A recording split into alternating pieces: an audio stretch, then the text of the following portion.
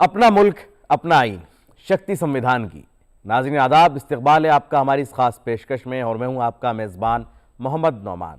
आज की इस पेशकश में हम बात करेंगे उस मौजू की, उस वजह की जिसकी वजह से हर साल तकरीबन 80 लाख लोग मौत का शिकार हो जाते हैं और 12 लाख अफराद ऐसे भी हैं जो उनके आसपास रहने की वजह से मारे जाते हैं। जी हाँ, तंबाकू नोशी, स्मोकिंग।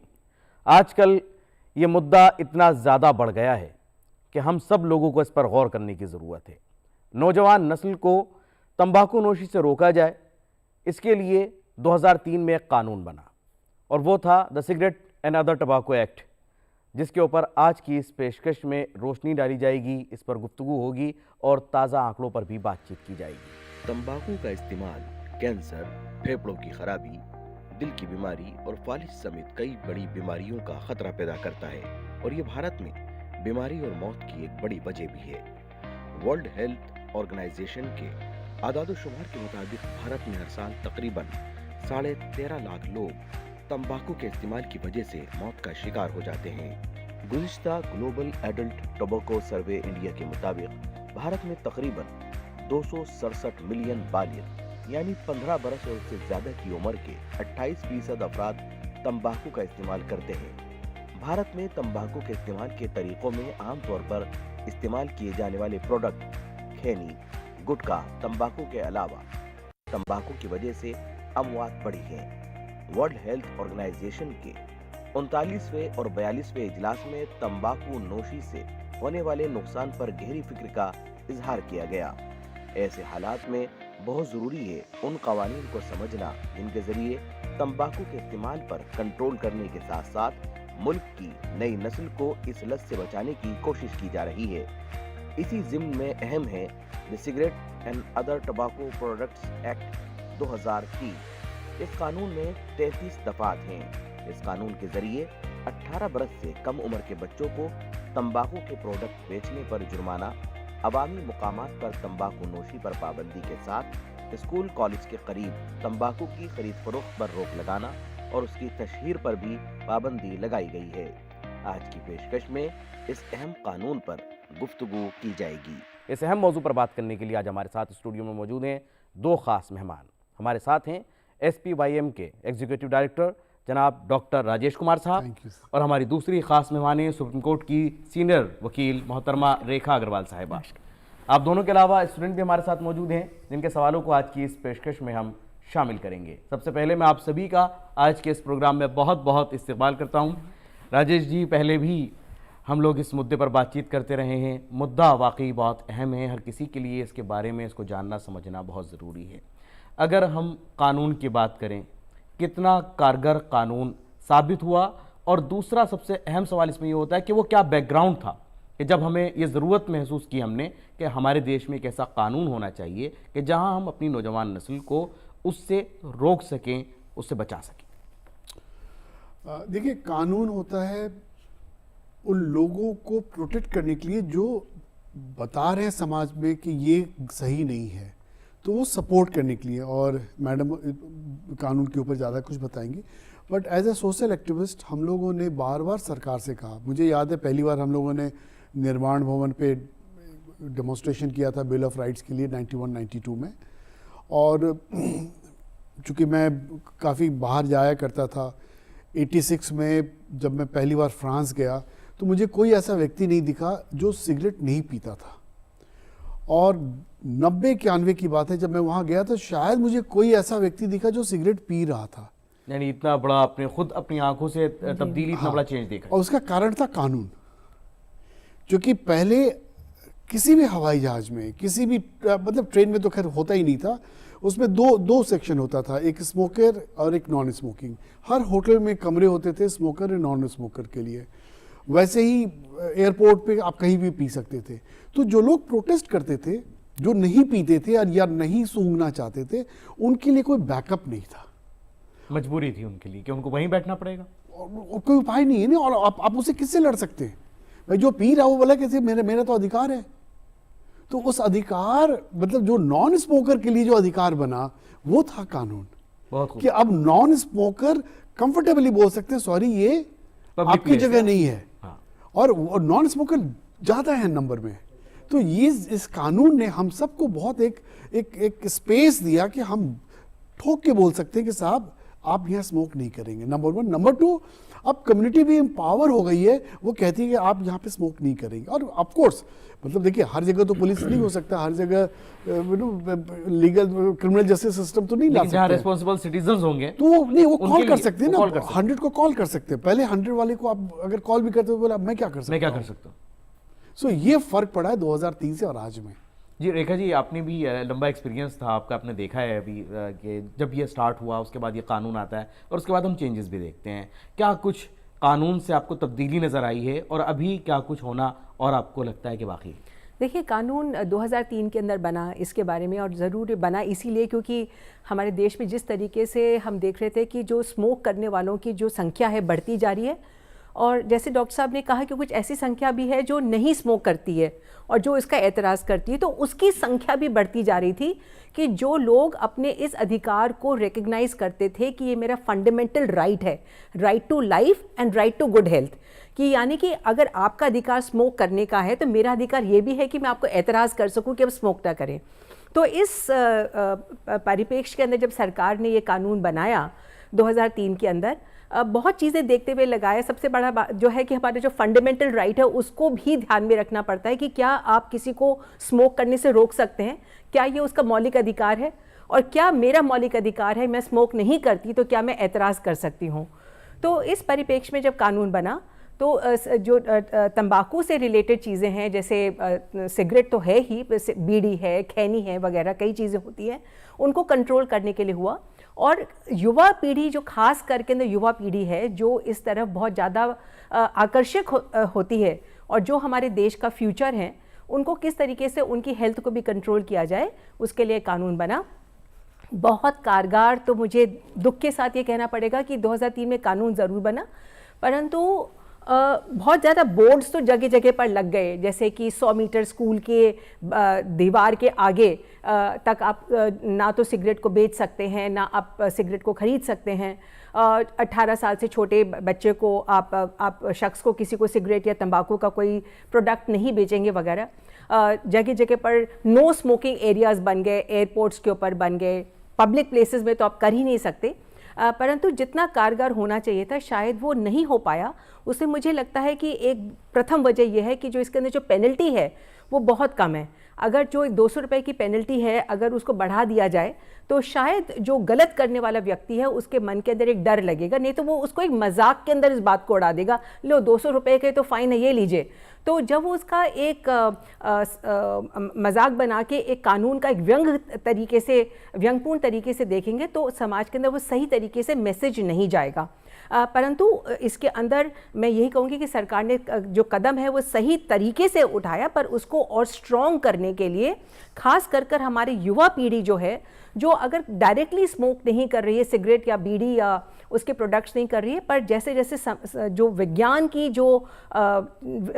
जो आगे आविष्कार और तरीके से कर रहा है, जो एक इलेक्ट्रॉनिक सिगरेट्स वगैरह जो आ गई हैं वो भी उतना को उतना नुकसान करती है सेहत के लिए, उसके लिए भी कानून बनना बहुत ज़्यादा ज़रूरी है। यानी 2003 में और अब में जो फ़र्क आया, क्योंकि अब हम 2023 भी गुजर चुका, 2024 में है, क्या लगता है राजेश जी उस कानून में अब कितनी चेंजेस आने चाहिए? उस वक्त तो एक देखा जाए तो 200 रुपये का जुर्माना भी काफ़ी था, क्योंकि हमें ये लगा कि अब पब्लिक प्लेस पर अगर हमें बंद करना है और इस तरह के इसके इश्तिहार हमें बंद करने हैं तो हमें थोड़ा सा भी अगर हम जुर्माना लगाते हैं वो काफ़ी होगा। लेकिन अगर 20-21 साल के बाद अगर अब ज़रूरत की बात करते हैं, क्या डिमांड है वक्त की कि अब कानून में क्या चेंजेस? नहीं, कानून में कोई परिवर्तन की ज़रूरत नहीं है। देखिए एक कॉन्सेप्ट जिसको हम लोग कहते हैं रिस्क को परसीव करना, जब तक लोग रिस्क को नहीं परसीव करेंगे तब तक आप कितना भी कानून बनाएंगे। अभी मोटर व्हीकल एक्ट में काफ़ी कुछ बदलाव हुआ है और 10-10 हज़ार तक का फाइन है जी। ऐसा तो नहीं है ना कि लाल बत्ती लोगों ने जंप करना बंद कर दिया, सीट लगाना 100%। जब तक व्यवहार में परिवर्तन नहीं आता है तब तक ये कानून सिर्फ अपना एक बहुत लिमिटेड रोल प्ले करता है। जब तक समाज में लोगों को रिस्क नहीं परसीव हो कि मैं खतरे में हूँ, मेरा परिवार खतरे में है, मेरे बच्चे खतरे में हैं, आने वाले मेरा जो नस्ल है वो खतरे में है, तब तक चीज़ें नहीं होंगी। और उसके लिए बहुत इंपॉर्टेंट है कि विद इन द फैमिली कुछ नॉर्म्स लोगों को सेट करने की ज़रूरत है। कानून ठीक है, कानून को आप स्ट्रेंथन करेंगे, मगर कानून को आप स्ट्रेंथन करने के बाद एक पुलिस वाले के लिए 1000 या 2000 का चालान करना बड़ा मुश्किल है, चूंकि ना उसको और 10 साक्ष्य इकट्ठा करना पड़ता है। मगर अगर कोई जो लोग वहाँ पे हैं जो पी रहे हैं या जिनको परेशानी हो रही है, वो तो मना करना शुरू करें कि नहीं, you can not smoke here. और फर्क पड़ा है। देखिए, मैं तो पिछले 40 सालों से इसी इलाके में, इसी सेक्टर में काम कर रहा हूँ जी। मुझे बहुत फर्क दिखता है। पहले पब्लिक प्लेस में अमूमन आपको लोग पीते हुए दिखते थे, चाहे वो ट्रेन था, बस, एयरक्राफ्ट, जो कोई भी पार्क, अब वो कम हुआ, इसमें कोई शक नहीं। और ये इट्स अ सक्सेस स्टोरी, मगर सक्सेस स्टोरी को सस्टेन एंड मेंटेन करना शुरू करना होगा स्कूल से। और एक चीज जान लीजिएगा, जो सिगरेट या टोबैको लॉबी जिसको कहते हैं, वो बहुत पावरफुल है, और इतना पावरफुल है जिसकी आप कल्पना नहीं कर सकते। पता नहीं आप लोगों ने देखा या नहीं देखा, बहुत सारे ऑटो के पीछे में एक बुजुर्ग सा आदमी है, किसान है जी। वो करा रहा है कि साहब अगर टोबैको आपने सेल करवाना बंद कर दिया, हमारी जीविका का क्या, हमारी जीविका का क्या, हमारा लाइवलीहुड। तो अब आप समझे, वो इमोशनल अत्याचार वहां पे किया जा रहा है। सो एंड वो एडवर्टाइजमेंट वो तो गरीब किसान नहीं दे रहा है ना जी। तो आप समझ रहे हैं, तो समाज, वो लॉबी है, तो समाज को और इसमें दुनिया भर के बड़े बड़े लॉबी को इन लोगों ने जो जिन लोगों ने इस पे काम किया, उन्होंने उसको कहीं ना कहीं, और इसमें मैं एक कंट्री का नाम लूंगा, उसका नाम है ऑस्ट्रेलिया। ऑस्ट्रेलिया ने सबसे पहले जो सिगरेट का जो डब्बा है उस पे उन्होंने इश्तिहार छापना शुरू किया। इंडिया में तो 2000 मेरे ख्याल से 7-8 के आसपास आया था जी। और अब ऑस्ट्रेलिया में जो भी सिगरेट का डब्बा है, उसपे कोई सिगरेट का नाम तक नहीं है, नहीं कोई ब्रांडिंग नहीं है, कोई ब्रांडिंग नहीं है, और उसको आप ऊपर नहीं रख सकते दुकान पे, आपको नीचे रखना होगा। तो आप समझ रहे, तो अब उन्होंने उसको कॉस्ट बेनिफिट एनालिसिस किया उस कंट्री ने कि साहब कैंसर में हमें कितना खर्च करना पड़ रहा है, नुकसान कितना, हाँ नुकसान, और टोबैको बेच के हम कितना कमा रहे हैं।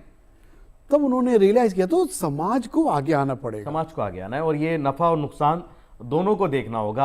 आपने राजेश जी बात की, खतरा बहुत बड़ा है, तो मैं यहाँ चाहूँगा कि आप वो आंकड़े भी बताएं, क्योंकि एक तरफ तो हमने पब्लिक प्लेसेस पर उसको कम किया, लेकिन क्या पब्लिक प्लेसेस पर कम करने के बाद नशा जो है उसके अंदर भी कोई कमी आई, या फिर नशा बढ़ता रहा, सिर्फ पब्लिक प्लेस पर नहीं बढ़ा, लेकिन ओवरऑल अगर हम आंकड़े की बात करते हैं तो वो आंकड़े क्या कहते हैं?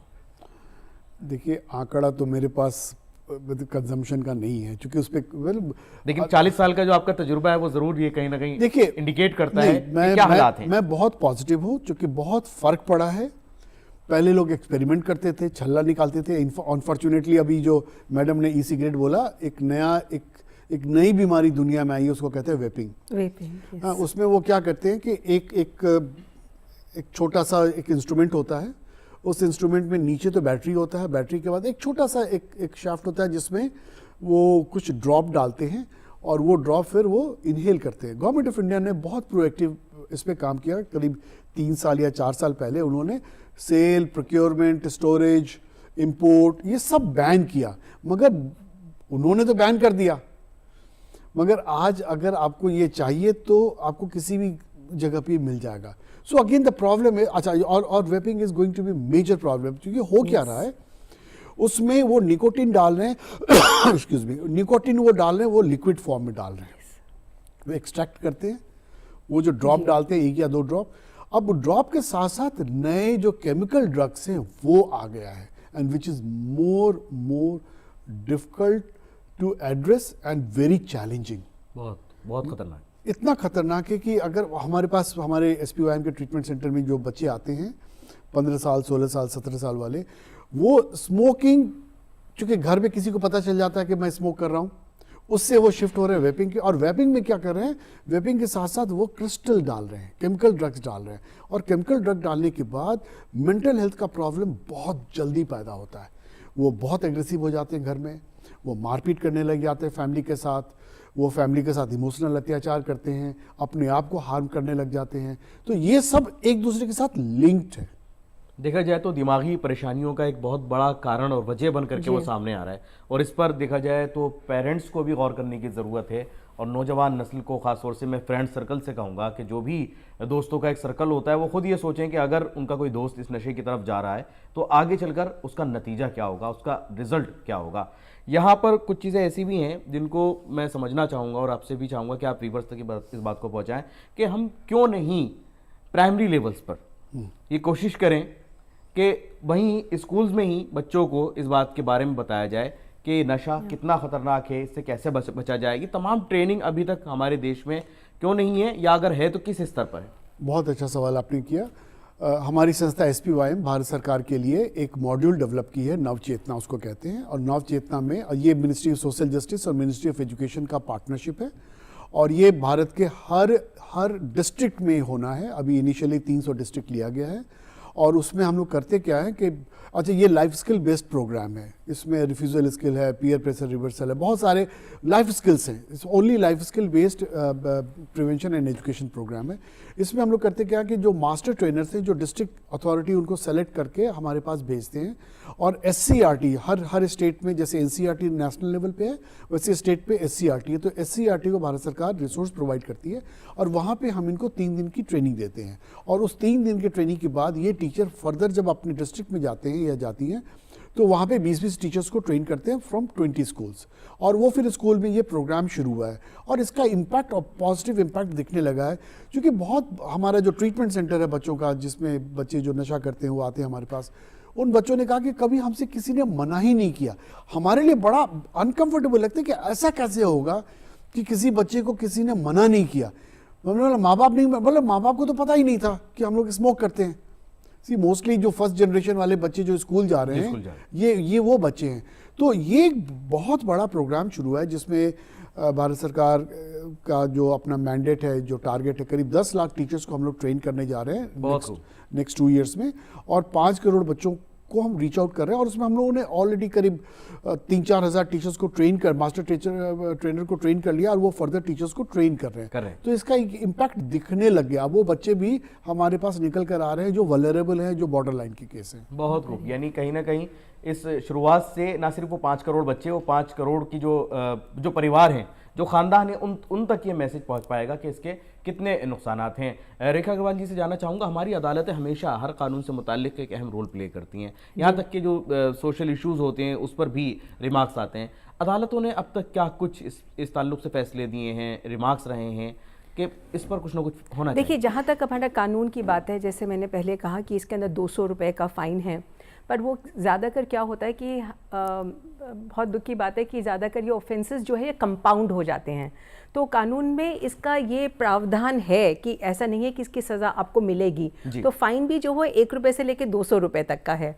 तो कोर्ट्स जो है जनहित को ध्यान में रखते हुए कई बार समय समय पर इस तरह के फैसले देती रही हैं कि जहाँ पर राइट टू हेल्थ की जब बात होती है, तो ये cigarette smoking is injurious to health जिसको हम कहते हैं, जो कई जगह हमने देखा है, इसको इस तरह से एक लिखा होता है पब्लिक प्लेसेस के अंदर। ये वाकई के अंदर एक इतना बड़ा विषय है जो सिर्फ हमारे ही स्वास्थ्य को नहीं, हमारे परिवार के भी और जो पब्लिक के लोग हैं उनके भी स्वास्थ्य को हानिकारक है।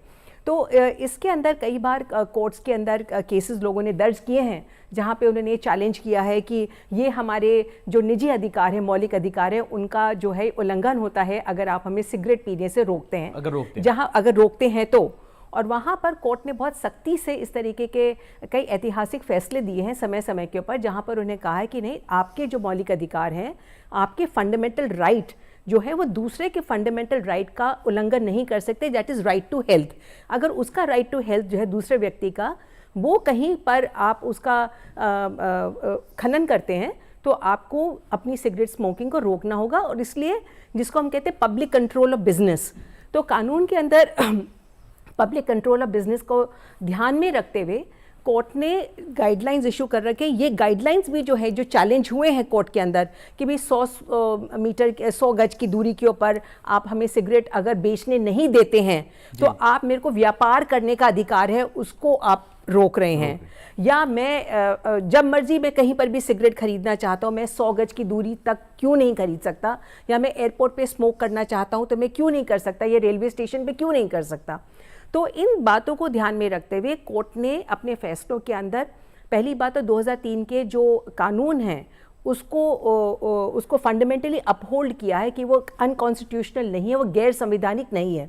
दूसरी बात, जो गाइडलाइंस समय समय के ऊपर आदेश जो इशू होते हैं या मार्गदर्शिकाएं जो इशू होती हैं उनको भी अपहोल्ड किया है। जैसे कि फ़र्ज़ करिए कि आप होटल के अंदर, पब्लिक प्लेस के अंदर, मार्केट के अंदर आप धूम्रपान नहीं कर सकते हैं, तो उसके लिए डेजिग्नेटेड स्मोकिंग एरियाज़ जो बने हुए हैं, तो वो डेजिग्नेटेड स्मोकिंग एरियाज़ जो हैं उनका कानून ने उसका एक तरीका निकाला है हमारी कोर्ट्स ने कि आप अब स्मोक करना चाहते हैं, आपके लिए पब्लिक प्लेस के अंदर जैसे कि होटल्स हैं, एयरपोर्ट्स के अंदर आपको एक अलग से कमरा दिया जाएगा जहां पर आप जाके आप धूम्रपान करना चाहते हैं तो कर सकते हैं, जिससे दूसरे लोगों की जो हेल्थ है उसके ऊपर, स्वास्थ्य के ऊपर कोई तरह का गलत असर ना हो। साथ साथ कोर्ट ने जो एडवर्टाइजिंग काउंसिल है उनको भी, जो हमारे देश के एडवर्टाइजिंग काउंसिल ऑफ इंडिया है, उनको भी दिशा निर्देश दिए हैं कि आप कोई भी तरह की जो एडवर्टाइजिंग है, चाहे वो डायरेक्ट एडवर्टाइजिंग हो चाहे वो सरोगेट एडवर्टाइजिंग है, उसको अलाउ नहीं करेंगे। ख़ास करके जैसे हमारी फिल्मों के अंदर एक अफसोस की बात है कि सिगरेट स्मोकिंग को युवा पीढ़ी जो है उसको एक बहुत फैशनेबल सा समझती है, जो हमारे हीरोज बहुत बड़ा मसला है, बहुत बड़ा मसला है जी। भी चाहूंगा इसके ऊपर एक रिमार्क कि ये एक फैशन का एक कहां से स्टैंडर्ड बन गया जी, फैशन, इसको फैशनेबल समझा जाता है कि हमारा फलाना हीरो है वो, अगर मैं अमिताभ बच्चन एक्टर की बात अगर मैं याद करती हूँ तो फिल्म के अंदर वो जिस स्टाइल से वो सिगरेट पीते हैं या वो बीड़ी पीते हैं या उसको नीचे दबाते हैं, तो उसको लोग, जितना इफेक्ट सिनेमा का होता है वल्नरेबल माइंड्स के ऊपर, जो यंग बच्चे हैं उनका सबसे ज़्यादा सिनेमा का ही होता है। जैसे कहते हैं कि अ पिक्चर स्पीक्स 1000 वर्ड्स, हमारे शब्दों का इतना असर नहीं होगा जितना एक पिक्चर का होगा। तो उन सबको ध्यान में रखते हुए कोर्ट्स ने कहा है कि आप जो मॉडल्स हैं, ये जो एक्टर्स हैं, वो इस तरह के काम नहीं करेंगे, स्मोक नहीं करेंगे, जो बच्चों के अंदर या बाकी समाज के अंदर एक गलत तरीके का उदाहरण सेट करेगा। और जो बेचने वाले भी हैं, जो प्रोडक्ट्स को बेचते हैं, जैसे डॉक्टर साहब ने भी कहा कि आप इसका इमेजिन भी नहीं कर सकते कि कितना बड़ा टोबैको का व्यापार है, खास करके अंदर उत्तर प्रदेश के अंदर, मध्य प्रदेश के अंदर। तो आप व्यापार कर सकते हैं पर आप उसका जो है विज्ञापन नहीं दे सकते। तो क्या प्रचार नहीं, और क्या अगर प्रचार नहीं करेंगे, अगर प्रचार नहीं करेंगे तो व्यापार नहीं होगा, व्यापार नहीं होगा। तो उसके बीच में अब बैलेंस कैसे ड्रॉ करें।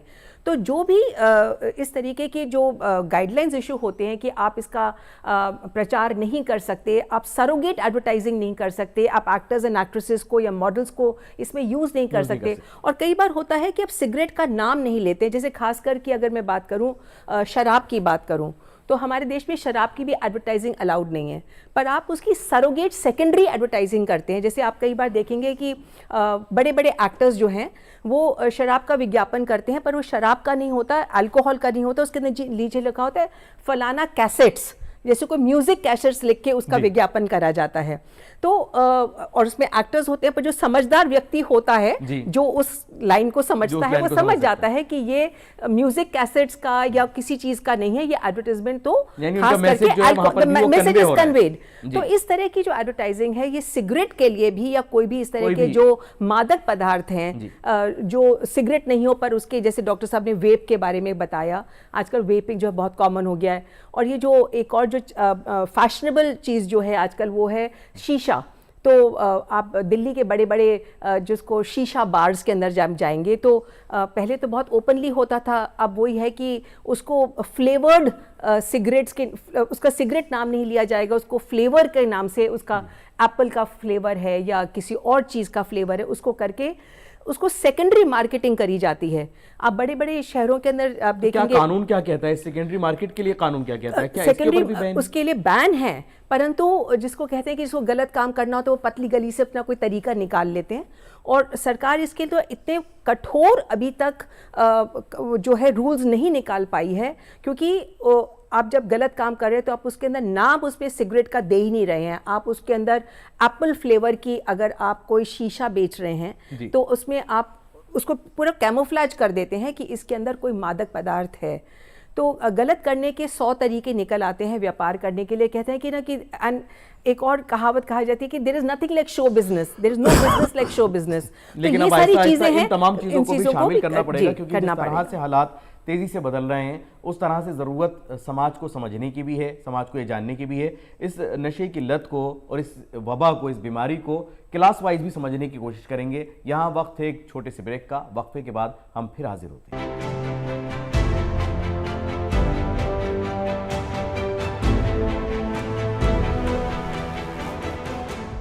गोल्डी मीट मटन मसाले, जो आपके हाथ का मटन खाए जिंदगी भर आपका हो जाए। वक्फे के बाद एक बार फिर इस्तकबाल है आपका हमारे इस खास प्रोग्राम में, जिसका नाम है अपना मुल्क अपना आइन। आज हम बात कर रहे हैं the cigarette and other टबाको act 2003 की, और इस पर अब स्टूडेंट के सवाल होंगे और हमारे एक्सपर्ट्स के जवाब। जी, किनका सवाल है और क्या पूछना चाहते हैं? जैसे कि सर ने अभी बोला था कि हमें काफ़ी सेल्फ रियलाइजेशन की ज़रूरत है, क्योंकि ऑन पेपर तो सारे रूल्स हैं कि हमें ये चीज़ें नहीं करनी है, पर हमें खुद से रियलाइज़ होना चाहिए कि ये सारी चीज़ें हमारे लिए ख़राब हैं। तो जैसे कि आजकल हमारा जो इंटरेस्ट है वो मूवीज़, वेब सीरीज़ में होता है, और काफ़ी ज़्यादा ग्लोरीफाइड तरीके से दिखाया जाता है ये सारी चीज़ें, और काफ़ी मेरे साथ के लोग भी इस चीज़ को इनैक्ट करने की कोशिश करते हैं अपने रियल लाइफ में। तो इस चीज़ को हम लोग एज अ ग्राउंड लेवल, क्योंकि हमारी बात सुनने के लिए हमारे पास कोई अथॉरिटी तो है नहीं, तो हम अपने दोस्तों को कैसे रोक सकते हैं? जी, बड़ा अहम सवाल है और मैं चाहूँगा दोनों से ही इस पर जवाब। पहले राजेश जी बताएं। थैंक यू, बहुत अच्छा सवाल है। और समस्या ये है कि हम लोगों को प्रोटेस्ट करना नहीं सिखाते हैं। प्लीज़ रिमेंबर, जो आपके हित में अच्छा है उसके लिए आप हमेशा खड़े हों। हम लोगों ने 85, 86, 87 में पूरा स्कूल में कैंपेन चलाया था। उस समय दूरदर्शन पे इश्तिहार आया करता था, पान पराग का इश्तिहार आया करता था, सिगरेट का, और करीब 20,000 बच्चों ने दिल्ली के प्राइम मिनिस्टर को लेटर लिखा। और उसका इम्पैक्ट ये पड़ा कि 1988 में प्राइम मिनिस्टर को पीतमपुरा का एक टावर लॉन्च हो रहा था, मतलब इनॉग्रेट हो रहा था, वहाँ पे प्राइम मिनिस्टर ने उस मंच पे बोला कि अब दूरदर्शन इसको नहीं दिखाएगा। अनफॉर्चुनेटली अब क्या हो रहा है ना, OTT एक ऐसा प्लेटफॉर्म आ गया है जो किसी रेगुलेशन को मानने के लिए तैयार नहीं है। मगर अगर परिवार को लगता है कि ऐसे प्लेटफॉर्म पे अगर ऐसी चीज़ें दिखाई जा रही हैं तो हमें उनको इग्नोर भी करना है और उनको लिख के देना है कि अगर आप इन चीज़ों को प्रमोट करते हो तो we will not subscribe your OTT पैन। सी मोस्टली जो दूसरे जो चैनल्स है, जो केबल के थ्रू आता है या सेट टॉप बॉक्स के थ्रू आता है, उसमें कम है, बट उसमें वो नीचे लिखा आता है। अभी सबसे बड़ा प्रॉब्लम है ये OTT प्लेटफॉर्म। OTT प्लेटफॉर्म पे वो बनाती है, मैं किसी प्लेटफॉर्म मतलब मैं उसका नाम नहीं ले रहा हूँ डेलिबरेटली, वो इनको प्रमोट करते हैं। और प्लीज़ रिमेंबर, मैंने थोड़ी देर पहले क्या कहा था कि एक इतना बड़ा लॉबी पीछे बैठा हुआ उसको प्रमोट कर रहा है। वो खरबों रुपया का गेम है, और वो हो सकता है कि पूरा का पूरा वो एक सीरीज तक वो स्पॉन्सर कर सकता है कि हम आपको इतना पैसा देंगे, आप इसको प्रमोट कीजिए। तो बेसिक उसके लिए है कि स्कूल में अर्ली इंटरवेंशन, अर्ली प्रिवेंशन की ज़रूरत है, जहाँ पे हम बच्चों को बताएं सही क्या है, गलत क्या है। मैं एक और इशू आपको बताना चाहता हूँ कि सिगरेट से लोग तो बाहर निकल आ रहे हैं, अब च्युइंग पे आ रहे हैं। हमारे देश में खैनी या इस तरह का जो प्रचलन पहले से था, अब जो आ रहा है वो गुटखा या अलग अलग जो ब्रांड नेम से उसके नाम पे आता है। आप सोचिए, बड़े बड़े हमारे जो स्टार हैं वो इलायची वाला एक पर्टिकुलर प्रोडक्ट प्रमोट करते हैं। आप उसका एनालिसिस करके देख लीजिए कि उस प्रोडक्ट का कितना सेल होता है और उसी कंपनी के दूसरे प्रोडक्ट का कितना सेल होता है। तो अगर as a young population you have to write to those actors कि भैया मेरे, अगर आप ऐसा प्रचार में आओगे हम आपकी फिल्में नहीं देखेंगे, और इसका इम्पैक्ट पड़ता है। सो दो चीजें, अर्ली प्रिवेंशन की बात है और प्रोटेस्ट करना सीखिए। नहीं, प्रोटेस्ट के साथ साथ किस तरह से इस प्रचार को कैसे रोका जाएगा, ये भी एक अहम सवाल हो जाता है। मैं जानना चाहूँगा रेखा जी से। देखिए, मैं तो इसमें कहूँगी आपको कि आपको पहली बात तो अंदर हिम्मत रखनी पड़ेगी नो कहने के लिए, जिसको कहते हैं ज़ीरो टॉलरेंस। आपको अपनी शर्म और झिझक को छोड़ना पड़ेगा, जिसको कहते हैं कि मैं कूल लगना चाहता हूँ, क्योंकि जो सिगरेट पीते हैं वो कूल लगते हैं, और जो सिगरेट नहीं पीते या जो इसका एतराज़ करते हैं, जो इसका विरोध करते हैं, उनको स्कूल में जो आपका पेयर ग्रुप है वो आपको अनकूल समझता है, आपको बैकवर्ड समझता है। तो आपको ये अपने माइंड के अंदर ये कॉन्फिडेंस अपने अंदर रखना पड़ेगा कि अगर मैं सिगरेट नहीं पीता या उसका विरोध करता हूँ तो मैं किसी से भी अनकूल नहीं हूँ, मैं उतना का उतना कूल हूँ। कूल आदमी वो व्यक्ति होता है जिसके अंदर एक टैलेंट होता है, कैलिबर होता है कुछ अच्छा करने का। गलत काम करने से आप कूल नहीं बन जाते और आप फैशनेबल नहीं हो जाते। तो पहले अंदर उस बात की अवेयरनेस लाइए। दूसरी बात, जो आपके अगर परिवार के अंदर कोई पीता है, सबसे पहले कहते हैं कि real education begins at home. तो अगर आपके परिवार में कोई पीता है, कि फ़र्ज़ करिए कि आपके पिताजी या आपके भाई या आजकल तो लेडीज़ भी पीने लग गई हैं सिगरेट, बहुत ज़्यादा लेवल के ऊपर हम देख रहे हैं, तो आप उनको भी नो कहना सीखिए। और तीसरा, जो आज सरकार जो इतना प्रचार कर रही है उसकी हेल्थ के लिए ख़राब है, पर हेल्थ के लिए क्यों ख़राब है उसके बारे में मैं आपको ये एडवाइस कर सकती हूँ कि आप थोड़ा सा उसको स्टडी करिए कि एडवाइस करने से क्या होता है, मतलब ये आपकी हेल्थ में क्या फ़र्क पड़ता है, आपको किस तरीके की हेल्थ प्रॉब्लम्स आती है, स्वास्थ्य में क्या प्रॉब्लम्स आती हैं। आपको इसके बारे में थोड़े ज्ञान होना चाहिए जो आप अपने दोस्तों को बता सके जो इस तरह के गलत काम को कर रहे हैं। कि देखिए, सिगरेट पीने से या कोई भी टबैको का पदार्थ जैसे कि खैनी वगैरह है या ये शीशा या वेप वगैरह करने से आप अपने जो लंग्स हैं, अपने फेफड़ों को खास करके कितना ज़्यादा आप डैमेज कर रहे हैं। और आजकल की यंग जनरेशन के अंदर वैसे ही बहुत ज़्यादा स्ट्रेस लेवल्स है, क्योंकि आजकल कॉम्पीट करने की सिर्फ पढ़ाई ही नहीं, आजकल बहुत सारी चीज़ें होंगी जिसके अंदर युवा पीढ़ी के ऊपर एक तरह का मैं स्ट्रेस लेवल देखती हूँ कि आप कहीं पर दबाव है कि आपको आगे बढ़ना है। पहले के ज़माने से बहुत ज़्यादा आजकल स्ट्रेस है। और एक मिसअंडरस्टैंडिंग ये भी है कि लोग समझते हैं कि जहां हमारा दबाव है तो कहीं ना कहीं स्मोकिंग से या कुछ नशे से जाएगा, उसको हम रिलीज करेंगे, लेकिन ऐसा बिल्कुल भी नहीं है। मैं चाहूंगा इस पर भी सो देयरफॉर अगर आपको ये इसके बारे में आप वाकई में चाहते हैं कि समाज के अंदर इसका कुछ कंट्रोल हो, तो अपनी कुछ स्टडीज़ को भी आप करिए। आजकल तो गूगल के ऊपर सब कुछ इसके बारे में आपको आंकड़े मिल जाते हैं, और वो आंकड़े शेयर करें अपने फ्रेंड्स के साथ, बताइए कि बारे में जान सकें, उसके नुकसान को समझ सकें, आपके फेफड़ों पे क्या नुकसान होता है, आपको क्या कार्डियोवैस्कुलर डिजीज होती है। आजकल तो यंग जनरेशन के अंदर हार्ट अटैक की प्रॉब्लम सुन रहे हैं, कैंसर कितना ज्यादा हो रहा है। और 2022 के बाद में तो जो सिगरेट के डब्बे हैं उनके अंदर बहुत क्लियर तरीके से बताया गया है, बहुत ही घिनौना रूप जो उसका है वो दिखाया गया कि किस तरीके से आपके मुंह के अंदर जो है कैंसर हो जाता है, कैसे आपकी सेहत तो खराब होती है, उसके साथ साथ आपके पूरा परिवार जो है वो किस तरीके से आर्थिक और मानसिक और शारीरिक रूप से जो है उनका नुकसान होता है। तो उसके बारे में बर्बादी उसमें है, और ना सिर्फ आपके परिवार की है, तकरीबन हमारी देश की जीडीपी का भी 1% उसके अंदर बर्बाद होता है, उसका नुकसान होता है। अगले सवाल की तरफ हम बढ़ेंगे। जैसा कि अभी सर ने बोला कि ऑस्ट्रेलिया पहला कंट्री था जिसने कॉस्ट एनालिसिस किया कि जितना इलाज करने में लोगों का वो मनी ज़्यादा जा रहा है उतना वो कमा नहीं रहे हैं टोबैको वगैरह प्रोडक्ट्स बेच के और प्रोड्यूस करके। और फिर साथ ही साथ मैम ने भी अभी बोला कि कितना लंग्स को डैमेज करता है, तो वाई नॉट एक ही बार में पूरा बैन कर दिया जाए।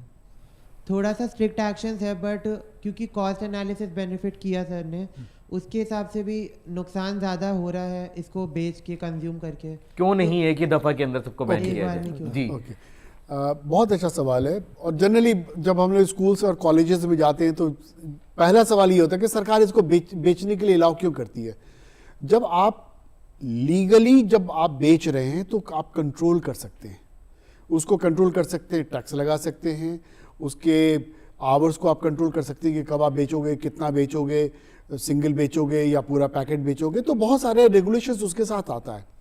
जब आप इलीगली चीज़ों को आप अलाउ करते हैं, क्योंकि मार्केट में डिमांड है, सी प्लीज अंडरस्टैंड, एक साइड है जिसको हम लोग डिमांड साइड कहते हैं, दूसरा साइड है जिसको हम लोग को सप्लाई साइड कहते हैं।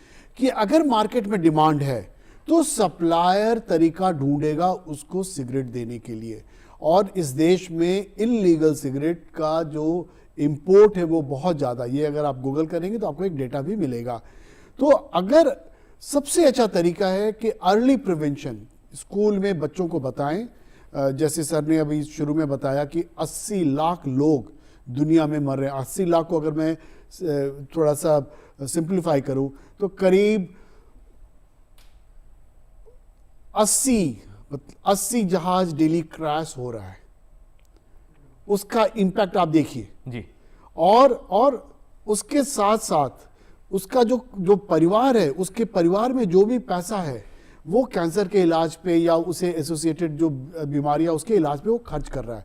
सो सबसे अच्छा तरीका यह है कि सरकार धीरे धीरे अपना कंट्रोल बढ़ाए, जैसे अभी सरकार ने बोला कि आप सिंगल सिगरेट नहीं बेच सकते हैं, उसका कारण क्या है? क्योंकि जब आप सिंगल बेचते हैं, एक तो पहला वो पैकेट पे वो जो इस्तेहार है सरकार का वो नहीं देख पा रहा है, दूसरा एक एक जब आप खरीदते हैं तो आपके पास थोड़ा भी पैसा तो आप पीते हैं, मगर पूरे जब पैकेट खरीदना होता है तो उसके लिए ज़्यादा इन्वेस्ट करने की ज़रूरत होती है। तीसरा बहुत इंपॉर्टेंट एस्पेक्ट है कि सरकार जो रेगुलेशंस लगाई है उसको स्ट्रिक्टली इम्पोज करे। इम्पोज करने का मतलब है कि देखिए, आप हर सिगरेट पीने वाले के तो पीछे नहीं पड़ सकते, मगर जिसकी बिल्डिंग है, जिसके बिल्डिंग के आसपास पिया जा रहा है, बिल्डिंग वाले को फाइन कीजिए, मार्केट एसोसिएशन को फाइन कीजिए, मार्केट एसोसिएशन को पेनलाइज कीजिए। उसका फर्क ये पड़ेगा कि बेचना और धूम्रपान जो भी उस जो स्पेस बना हुआ है वो चीज़ें रेगुलेट होने लगेंगे, मगर उन सब के पीछे जो कम्युनिटी है उसको मोबिलाइज होना होगा। आप जैसे यंग पॉपुलेशन को सामने आना पड़ेगा और कहना पड़ेगा कि बहुत हो गया, अब हम लोग इसको नहीं लेंगे और ना अलाउ करेंगे ना इसको लेंगे। अगले सवाल की तरफ बढ़ते हैं। मैं हिमांशी, महर्षि लॉ स्कूल से, और मेरा सवाल आप सबसे ये है, जैसे सर ने बताया कि बाहर के देशों में सिगरेट को बहुत छुपा करके या बहुत महंगा बेचा जाता है, तकरीबन 450 से 850 तक की एक सिगरेट मिलती है बाहर, और यहाँ भारत की बात करें तो वहाँ 20 रुपये की 10 रुपये की मिल जाती है। हम किसी चीज़ को रोक नहीं सकते क्योंकि हमारी डिमांड बहुत ज़्यादा है। यहाँ पे majority of youth is smoking. अगर हम सबको हटा भी दे तो माइनॉरिटी को इतनी सुनेगा नहीं, क्यों ना हम उसका प्राइस बढ़ा दें। यहाँ 20 रुपये की जगह अगर हम वही सिगरेट 2000 की बेचेंगे तो सिर्फ जो कमा रहा है, जो अफोर्ड कर सकता है, वो इंसान खरीदेगा। तो ये जो मेजॉरिटी ऑफ द यूथ है हमारा, जिसको घर से थोड़े बहुत पैसे मिलते हैं, जो उसका भी नशा कर लेते हैं, तो वो उस कैटेगरी में फॉल ही नहीं करेंगे। तो यानी जो हमारा मिडिल क्लास, जिसने आपने कहा कि बहुत ज़्यादा आता है, तो क्यों नहीं इसको महंगा कर दिया जाए, और इतना महंगा कि वही खरीद सके। हिमांशी, आपका सवाल बहुत अच्छा लगा मुझे, कि इसके बारे में तो मैंने कभी सोचा नहीं था, परंतु मैं यहाँ पर यही कहूँगी कि बहुत सारे पहलू हैं। सिर्फ एक प्राइस को बड़ा करना, इंक्रीज़ करने से प्रॉब्लम सॉल्व नहीं हो सकती, बिकॉज हमको इस बात को नहीं भूलना चाहिए सबसे पहले कि हमारा देश एक प्रजातंत्र देश है, और जो हमारे फंडामेंटल राइट है हर इंसान का, वो एक इंसान का व्यापार करना भी है और एक दूसरे इंसान का है जीवन को सही तरीके से जीने का। तो जहाँ पर एक टबैको को आपको बेचने का अधिकार है और अपनी रोजी रोटी कमाने का, ट्रेड करने का अधिकार है, वहाँ पर जो प्राइस फिक्सेशन है वो भी सरकार के हाथ के अंदर है। तो जहाँ पे इतनी मेजॉरिटी ऑफ द पॉपुलेशन, जैसे आपने कहा कि बहुत सारे लोग हैं कि यहाँ पे टबैको एंड अदर प्रोडक्ट्स को इस्तेमाल करते हैं, तो उसको उस लेवल तक उसका प्राइस फिक्सेशन नहीं करा जा सकता कि जहाँ पर वो आम आदमी की पॉकेट के बाहर हो। सो प्राइस फिक्सेशन जो होता है वो सरकार के अधिकार होता है, और उसको इतना एक्सट्रीम लेवल के ऊपर ही बढ़ा सकते हैं कि जो इम्पॉसिबल हो खरीदना। तो जहाँ पर एक चीज़ है वो एक सिगरेट 10 रुपए की हो सकती है, दूसरी सिगरेट इंक्रीज़ होते होते आपकी 20 रुपए की हो सकती है, या ज़्यादा से ज़्यादा 50 रुपए की हो सकती है, पर वही 10 रुपए की सिगरेट आपको 200 रुपए की नहीं मिलेगी, क्योंकि सरकार ने हर चीज़ का एक कैप लगा रखा है कि इतने मैक्सिमम लेवल तक उससे ज़्यादा आप नहीं बेच सकते हैं। सो दैट इज़ वाई सिर्फ सिगरेट प्राइसेस को इंक्रीज़ करना या बाकी जो इस तरह के मादक पदार्थ हैं उनका प्राइस इंक्रीज़ करने से प्रॉब्लम सॉल्व नहीं होगी। हाँ, राजेश जी कुछ कहना चाहते हैं? जरूर। देखिए, जैसे आपने प्राइस बढ़ाया, सस्ता माल बेचने के लिए मार्केट में लोग आ जाएंगे, और जब सस्ता बेचेंगे तो उसमें क्या बेच रहे हैं किसी को नहीं पता है, जो डुप्लीकेट जो माल होता है। तो ये बहुत इंपॉर्टेंट है कि आप ब्रांडेड को ही प्रमोट करें, जो नॉन ब्रांडेड है उसके बारे में हमें नहीं पता है। फॉर एग्जांपल, जब दारू जो जैसे अल्कोहल है, 5 इंडिया के 5 स्टेट में बैन है, वहाँ पे जो भी दारू से लोग मर रहे हैं, आप किसको ब्लेम करोगे? दारू तो लोग पी रहे हैं, है ना। जैसे बिहार में या गुजरात में या अलग अलग 5 स्टेट में, Nagaland, Manipur, Mizoram, Gujarat and Bihar, in 5 state में अल्कोहल बैन है, और गुजरात में तो 1960 से बैन है। मगर वो लोग, तो अगर आप लीगली अगर प्रोवाइड करते हैं अल्कोहल, तो आप कंपनीज को आप कह सकते हैं कि साहब आप इस लेवल के नीचे का आप क्वालिटी नहीं दे सकते हैं। मगर जो इलीगल बेच रहा है वो तो इलीगल है, उसको आप किस कोर्ट ऑफ लॉ में ले जाएंगे? जब कोई मरता है तभी वो केस बनता है, अदरवाइज नहीं बनेगा। तो इसलिए बहुत ही इंपॉर्टेंट है कि जो मैडम ने कहा कि प्राइस का बैलेंस होना चाहिए, कि इलीगल मार्केट में आप वो इन चीज़ों को पुश नहीं करने दें। क्वालिटी कंट्रोल भी तभी रहेगा जब प्राइसेस का कुछ ट्रू। जी हाँ, तो तमाम ये मसले हैं। एक और सवाल लेंगे और उसके बाद अपने प्रोग्राम को कंप्लीट करेंगे। ये एक्ट 2003 में आया था, तो क्या उसके बाद टोबैको रिलेटेड डिसीजेस होने की संख्या कम हुई है या फिर नहीं? जी राजेश जी, 2003 में एक्ट आता है, उसके बाद में बढ़ी है। आपका पॉपुलेशन भी बढ़ गया, यंगर पॉपुलेशन के पास पैसा आ गया, नए नए तरीके के, जैसे मैडम ने भी कहा और मैंने भी आपसे कहा, एक नया जो ई सिगरेट का कॉन्सेप्ट आया है और वो फ्लेवर्ड कॉन्सेप्ट है, मगर उसमें मैंगो नहीं है, उसमें वनीला नहीं है, उसमें स्ट्रॉबेरी नहीं है, उसमें कंसंट्रेटेड क्या कहते हैं उसको, टार एंड सी, इसमें होता क्या है, एक टार होता है और एक कार्बन मोनोऑक्साइड होता है, ये दोनों है उसमें, और कंसंट्रेटेड है। और प्लीज रिमेंबर, जितना वो यंग को पकड़ेंगे उतना लंबा उसका बिजनेस चलेगा टोबैको इंडस्ट्री का, और इन बच्चों के साथ इनकी डिपेंडेंसी और टॉलरेंस, ये दोनों बहुत जल्दी होता है। और टोबैको जो एक हम लोग मेडिकल टर्म में इसको कहते हैं, ये स्टिमुलेंट है कि जब एक आदमी परेशान होता है तो कहता है ना, चलो एक सुट्टा मार ले या एक कप चाय पी ले, एक कप कॉफी पी ले तो फ्रेश हो जाएंगे। एक्चुअली वो फ्रेश नहीं होता, उसको नॉर्मल होने के लिए स्टिमुलेंट चाहिए, और जितना यंग बच्चों को वो पकड़ेगा उतना लंबा समय तक रहेगा। इसलिए ये बहुत इंपॉर्टेंट है कि जो यंग बच्चे उनको बचाना है, और बच्चों में, यंग एडोलेसेंट्स में, यूथ में अब जो मुंह का जो कैंसर है उसकी संख्या बेतहासा बढ़ रही है। सर, आपने यंग की बात की है, मैं यहाँ पर एक चीज़ और जानना चाहूँगा, कितनी उम्र? गोल्डी मीट मटन मसाले, जो आपके हाथ का मटन खाए जिंदगी भर आपका हो जाए। जहाँ जाए रिश्ते बनाए गोल्डी मसाले। के बच्चे नशे में आपने देखा लिप्त पाए जा रहे हैं, नशाखोरी कर रहे हैं। आपसे इसलिए जानना चाहूँगा, आपने एक लंबा तजुर्बा आपका है, आपने देखा है, तो क्या अब कुछ एज लिमिट बची है या कुछ नहीं है ऐसा कुछ? देखिए, हमारी संस्था दिल्ली में 3 ट्रीटमेंट सेंटर बच्चों के लिए चलाती है। एक ट्रीटमेंट सेंटर जो बच्चे ड्रग एंड क्राइम में है, एक सेंटर है जो अभी तक क्राइम में पकड़े नहीं गए, और तीसरा है लड़कियों के लिए। हमारे पास 7 साल 8 साल का बच्चा भी स्मैक लेने वाला वहाँ पे आता है। 7-8 साल में हम लोग तो मतलब ठीक से बोलना और बिहेव करना नहीं जानते थे when we were growing up. आज वो बच्चे, तो ये एज बहुत ड्रास्टिकली घटा है। पहले जो स्मोकिंग शुरू होता था वो 17-18, मतलब हाई स्कूल में पहुंचा, हाई स्कूल के आसपास उन्होंने शुरू किया। अब ये बच्चे जो है 8 साल 9 साल 7 साल के बच्चे स्मोकिंग में आ रहे हैं, और उसका कारण ये है कि जो मोस्टली गरीब बच्चों के गरीब परिवारों के बीच में ये है कि माँ बाप दोनों कमाने जाते हैं, और उसको किसी ने ऑफर किया एक बार, जैसे मैंने कहा सुट्टा मार लो, तो एक सुट्टा मारा, उसको शायद अच्छा लगा, कोई स्टिमुलेट किया उसको, और धीरे धीरे वो उसकी डिपेंडेंसी बढ़ती है, उसका टॉलरेंस बढ़ता है, और जब नहीं मिलता तो विड्रॉल होता है, और इन्हीं तीनों के कारण वो बार बार पीता रहता है, और वो फिर स्मोकिंग से दूसरे ड्रग्स के ऊपर, मोस्टली जो कैनबिस जैसे गांजा है, भांग है, इन चीज़ों पे वो माइग्रेट करता है, कहीं ना कहीं और माइग्रेट कर जाता है। जी मैडम, क्या कहना चाहते हैं? मैं यहाँ पर, जहाँ पर डॉक्टर साहब ने बात कही, विड्रॉल सिम्टम्स की बात करी, वहाँ पे मैं सरकार से एक सजेशन देना चाहती हूँ कि जहाँ पर हम नशा मुक्ति केंद्रों की बात करते हैं, तो आम लोगों के दिमाग में जो एक नशा होता है वो एक शराब का नशा होता है। हम सिगरेट का या जो टबैको रिलेटेड प्रोडक्ट्स है उनका एक नशा होता है, उसको रिकग्नाइज नहीं करते कि ये भी एक बहुत बड़ा जिसको कहते हैं कि एक तरह की एडिक्शन हो सकती है।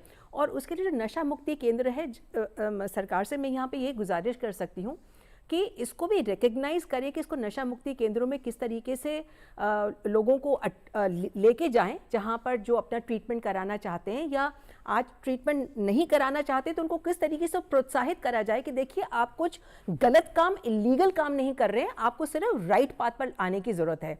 एक स्टिग्मा नहीं है कि भाई शराब पीते ये तो आदमी शराबी है, तो आदमी उस बात को एक्सेप्ट नहीं करना चाहता है कि मैं शराबी हूँ और मेरा को ट्रीटमेंट कराने की ज़रूरत है, वो एक डिनाइल मोड में रहता है। तो इसी तरीके से जो सिगरेट पीते हैं या और कोई इस तरह के प्रोडक्ट्स को यूज़ करते हैं, उनको इस बात का एहसास दिलाना पड़ेगा कि कोई स्टिग्मा नहीं है, आप कोई क्राइम नहीं कर रहे हैं, परंतु आपको ये हानिकारक है खुद के लिए भी और समाज के लिए भी। और इसके एक ऑल्टरनेट मेथड्स जो आजकल जैसे निकोटीन पैचेस आ गए हैं, निकोटीन की च्युइंग गम आ गई है, एक सब्स्टिट्यूट्स आ गए हैं, उसका भी थोड़ा और एडवर्टाइजमेंट हो, क्योंकि आजकल सिर्फ जो एजुकेटेड हायर सोसाइटी है उसके अंदर ये ऑल्टरनेट मेथड्स यूज हो रहे हैं कि निकोटीन की पैचेस लगा लिए, क्योंकि वो बहुत महंगे हैं, पर आम व्यक्ति तो नहीं उसका खरीद सकता उनको। उस लेवल की बात कर रही हैं, वहाँ सरकार ने जो एक कोशिश की है, हमारी सरकार ने प्राइमरी लेवल की, ये कितनी इंपॉर्टेंट मानते हैं राजेश जी कि यहाँ से हम अगर स्टार्ट लेते हैं? नहीं, just for information, ministry of health के में एक पूरा का पूरा एक सेक्शन है जो इसी टोबैको के ऊपर काम कर रहा है। उनका बहुत अच्छा हेल्पलाइन है, आप गूगल करेंगे, मेरे पास अभी नंबर याद नहीं मेरे है। पास नंबर है, मैं दे सकती हूँ। नंबर है 1800-11-2356। बहुत अच्छा। तो ये आप दोबारा भी ना इसको स्क्रीन पे अगर चलवा जी, दें, जरूर, तो स्क्रीन पे ये ही जरूर बहुत जाएगी। अच्छा हेल्पलाइन है। प्लीज इस हेल्पलाइन को कांटेक्ट करें। और हर डिस्ट्रिक्ट में एक मिनिस्टर वो डिपार्टमेंट ऑफ हेल्थ या डिस्ट्रिक्ट हॉस्पिटल में इसके ऊपर काम चल रहा है। तो आइडिया ये कि उसी के साथ हम कनेक्ट करें जो हैवी स्मोकर हैं या जो टोबैको पे जिनकी डिपेंडेंसी बहुत लंबी हो गई है, जो छोड़ नहीं पा रहे हैं। तो और ये छोड़ना मुश्किल नहीं है, फॉर्चुनेटली ये आसान है, मगर कहीं ना कहीं उसको दिमाग में डालना है कि मुझे इससे निकलना है, नहीं तो मैं फिर अपने आप को और अपने परिवार को परेशान करूंगा। जब आपकी मुलाकात हुई अमित शाह जी से, तब आपको कितना रिस्पांस मिला है इस ताल्लुक से कि हाँ हमें टीचर्स को ट्रेन करना चाहिए और प्राइमरी लेवल पर ये तमाम बातें होनी चाहिए? मैं उनका धन्यवाद देता हूं कि जो हम लोगों ने मॉड्यूल बनाया SPYM ने, उस मॉड्यूल को माननीय गृह मंत्री अमित शाह जी ने उसको लॉन्च किया था चंडीगढ़ में। उसमें 5 चीफ मिनिस्टर एंड गवर्नर्स आए थे और उसके बाद पूरे देश में ये जो लॉन्च हुआ ये प्रोग्राम, ये बहुत बड़ा इनिशिएटिव है, दुनिया का सबसे बड़ा इनिशिएटिव है, जहां 10 लाख टीचर्स को डायरेक्टली ट्रेन कर रहे हैं और 10 लाख टीचर फर्दर नीचे लोगों 5 को करोड़ train- बच्चों को टारगेट कर रहे हैं। टारगेट करें, तो बहुत बड़ी चीज है। बट ओनली थिंग इज कि उनके पास तो लिमिटेड समय है, हर परिवार को इसमें सम्मिलित समय होना देना होगा। पड़ेगा। अगर सम्मिलित नहीं होंगे तो फिर बहुत मुश्किल है। बहुत मुश्किल है, क्योंकि इस मुश्किल को दुनिया, इसके जो खतरनाक रिजल्ट्स हैं वो हम सबके सामने आ रहे हैं, और अगर उन रिजल्ट्स को सामने आने से रोकना है और अपनी जनरेशन को, अपने बच्चों को इस नशे से बचाना है, तो हम सबको अवेयर होने की ज़रूरत है, नो कहने की ज़रूरत है, रोकने की ज़रूरत है। आज की इस पेशकश के ज़रिए मुझे उम्मीद है कि आप सब ने ज़रूर कुछ ना कुछ फ़ायदा हासिल किया होगा। मैं अपने तमाम मेहमानों का, तमाम स्टूडेंट्स का बहुत बहुत शुक्रगुजार हूँ। आज की इस पेशकश को हम यही मुकम्मल करेंगे, आपको छोड़े जाते हैं कानून से मुताल्लिक़ कुछ अहम मालूमात के साथ। फिर हाजिर होंगे किसी अलग मौजू पर गुफ्तगू करते हुए। तब तक के लिए इजाज़त दीजिए, आदाब।